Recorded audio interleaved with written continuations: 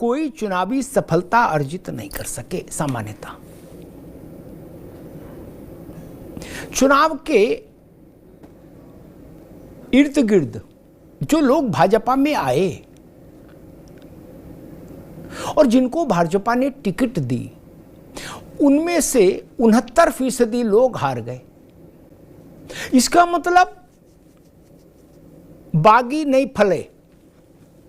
उद्धव ठाकरे की शिवसेना टूटी और शरद पवार की एनसीपी टूटी। एकनाथ शिंदे मुख्यमंत्री हो गए, महायुति की सरकार आ गई, अजीत पवार भी आ गए, चाचा को धक्का देके, और अजीत बाबू वहां डिप्टी चीफ मिनिस्टर हो गए। लेकिन लोकसभा चुनाव बताता है कि अपनी अपनी पार्टियां तोड़कर आने वाले शिंदे और अजीत पवार दोनों को वहां की जनता ने दंडित किया है लोकसभा चुनाव में, और उसी कारण भाजपा को भी दंडित किया। इसीलिए महाराष्ट्र में भाजपा की स्थिति इतनी खराब आई। इसका भी अर्थ वही है कि बागी नहीं फले। जनता बगावत की इस तरह के कथानकों पर वोट करने को तैयार नहीं।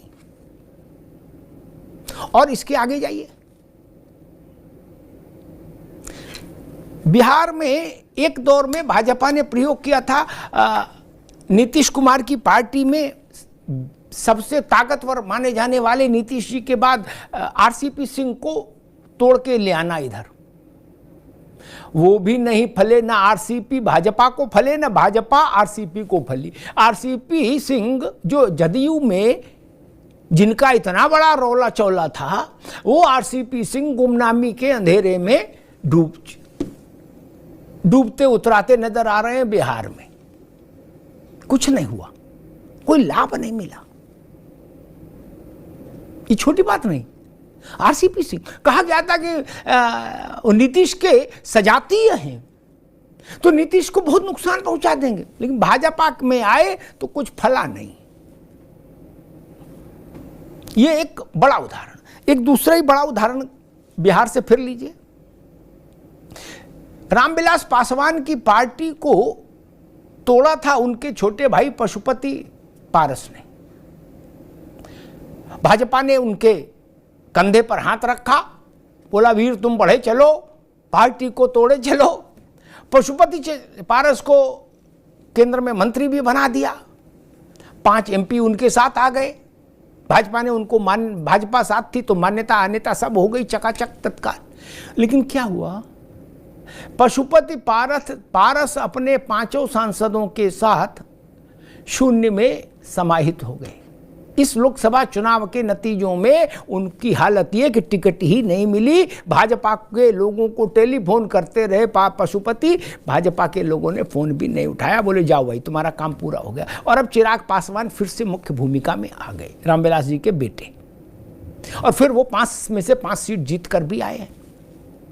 स्वाभाविक है, लोकतंत्र में ये एक बड़ा पैमाना होता है कि जितनी सीटें आपने 100% स्ट्राइक रेट चिराग का।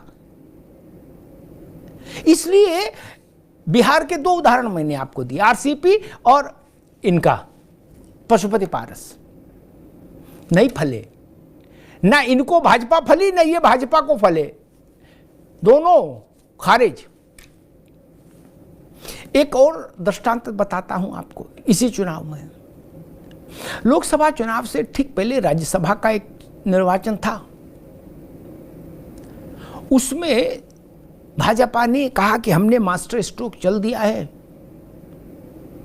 एक तो इस मास्टर स्ट्रोक शब्द से का भी बड़ा झंझट है भाई। हर स्ट्रोक मास्टर है, अगर क्लिक कर जाए और ना क्लिक करे तो मास्टर स्ट्रोक भी बेकार का स्ट्रोक। तो अचानक से खबर आई कि समाजवादी पार्टी के 6 विधायकों की अंतरात्मा जाग गई और वो जय श्री राम बोलने लगे हैं अचानक से, और कहने लगे हैं कि सनातन का अपमान नहीं सहेंगे हम। समझ आ गया कि अब ये भाजपा के आंगन में आएंगे। उससे पहले जयकारा का रियाज कर रहे हैं। मनोज पांडे, ऊंचाहार वाले मनोज पांडे से लेके चायल की पूजा पाल तक, अभय सिंह, राकेश पांडे, ये सब लोग, राकेश प्रताप सिंह, ये सारे 6 विधायक भाजपा में आ गए।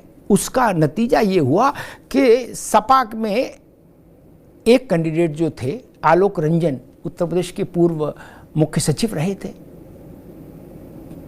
अच्छे आईएएस अधिकारी रहे, वो चुनाव हार गए बेचारे। जया बच्चन और रामजीलाल सुमन जीत पाई, बस केवल तीसरा उम्मीदवार हार गया इस बगावत के कारण। और भाजपा ने जो अपना अतिरिक्त उम्मीदवार उतारा था संजय सेठ, वो जीत गया।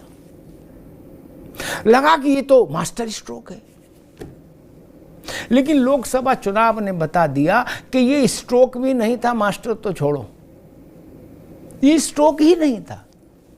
ये जो 6 लोग आए वो लोकसभा चुनाव में भारतीय जनता पार्टी को राई रत्ती लाभ नहीं दिला पाए। उन सबकी विधानसभाओं में भाजपा के लोकसभा प्रत्याशी हारे हैं। इसका मतलब फिर वही बागी नहीं फले, जिनको आप कंधे पर बैठा के लाए थे वो फले नहीं। सबको सिक्योरिटी दे दी गई थी, सबका रुबाब बढ़ गया था, सबके टेलीफोन बजने लगे थे, सबके टेलीफोन पर सिफारिशें मानी जाने लगी थी, होने लगी थी। जो एक विधायक का जलवा बढ़ाने के जितने भी जतन होते हैं वो सब कर दिए थे भाजपा ने इन 6 लोगों के लिए। और मनोज पांडे का तो भाग्य इतना तेज था कि उनके घर पहुंच गए थे खुद भारत के गृह मंत्री अमित शाह जी। उनके परिवार से मिले, बैठे, चाय नाश्ता हुआ। रायबरेली और उत्तर प्रदेश नहीं, देश भर में मैसेज चला गया कि भाई मनोज पांडे का तो कद बहुत बढ़ गया। अमित शाह उनके घर चले गए।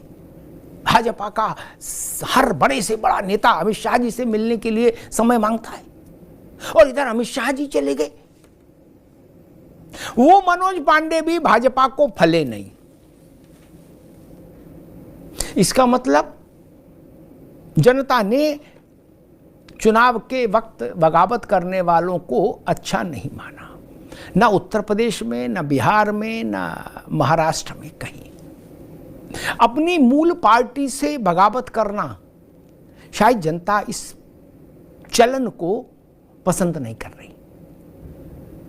वरना महाराष्ट्र से तो बहुत उम्मीदें थी, और वहां यह तय होना था कि असली शिवसेना कौन सी है और असली एनसीपी कौन सी है। आप सोचिए, मेरे ख्याल से उम्र के 8 दशक पार कर चुके होंगे पवार साहब। उस बुढ़ापे में उनकी पार्टी टूट गई, उनका चुनाव चिन्ह चला।